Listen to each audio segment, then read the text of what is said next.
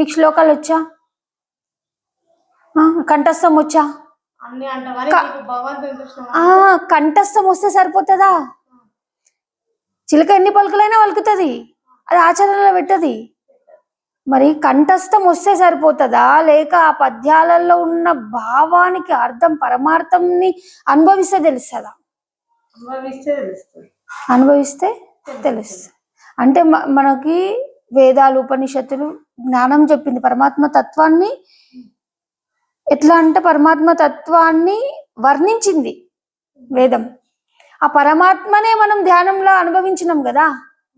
వేదాలు చెప్పిన ఏంటి, ఉపనిషత్తులు చెప్పిన ఏంటి, ఈ గ్రంథాలు చెప్పిన ఏంటి అంటే పరమాత్మ ఇట్లుంటాడు, పరమాత్మని ఇట్లా చేరుకోండి, పరమాత్మ స్వరూపం ఇట్లుంటది, పరమాత్మ అంతటా ఉంటాడు, అణువులో అణువై ఉంటాడు, అంతటా ఉంటాడు, అంటక ఉంటాడు.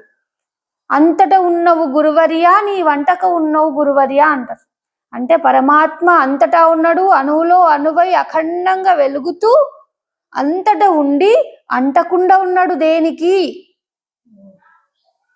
మరి అట్లాంటి పరమాత్మ తత్వాన్ని మనం పట్టుకున్నప్పుడు, వాటి వేద రహస్యాన్నే మనం పట్టుకున్నప్పుడు, అయ్యో నాకు శ్లోకాలు రాకపోయే, ఇవి రాకపోయే కాదు, మనం ఆల్రెడీ ఈదుతున్నాం, గట్టెక్కేసినాం. ఎప్పుడైతే పరమాత్మ తత్వాన్ని మనం లోపల అనుభవించినామో అప్పుడే మనం ఈ గట్టు నుంచి ఆ గట్టుకి పోయినాం. అంటే ఈ గట్టు ప్రపంచం, ఈ గట్టునుంటావా నాగన్న, ఆ గట్టుకి వెళ్తావా, ఆ గట్టు పరమాత్మ.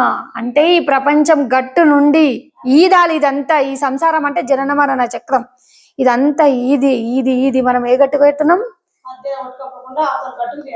కొట్టుకుపోకుండా ఏం పట్టుకోవాలి?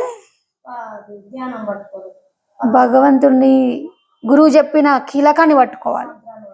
గురువు నీకేం చెప్పిండో, ఎట్లెట్లా సాధన చేయమన్నాడో అది పట్టుకొని ఈ గట్టు నుంచి మనం ఆ గట్టుకి వెళ్ళాలి.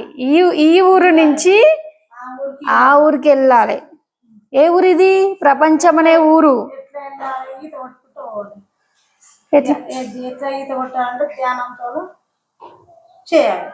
సంసారం సాగరం అంటారు. ఇది పెద్ద సుడి, ఈదాలి. ఈ సుడిలకెళ్ళి ఈది మనం ఆ గట్టుకి వెళ్ళాలి. ఆ గట్టులో ఎవరు ఉంటారు? ఆ గట్టుకి వెళ్తే ఈ గట్టు అవసరం లేదు. ఆ గట్టులు ఉంటే అంతటా మనమే చూస్తుంటాం. అంతటా తానై అణువులో అణువై ఉన్న పరమాత్మ ఎట్లనో మనం ఆ గట్టుకి వెళ్తే, అంటే పరమాత్మ స్వరూపాన్ని అనుభవిస్తే మనమే పరమాత్మ అయిపోతాం. ఎందుకంటే అదే ఇది అదే ఇది, పాలలో నీళ్ళు కలిపితే పాలే అన్నట్టు. దీని రహస్యం ఇది. అంటే సకల శాస్త్రాలు వస్తే సరిపోదు.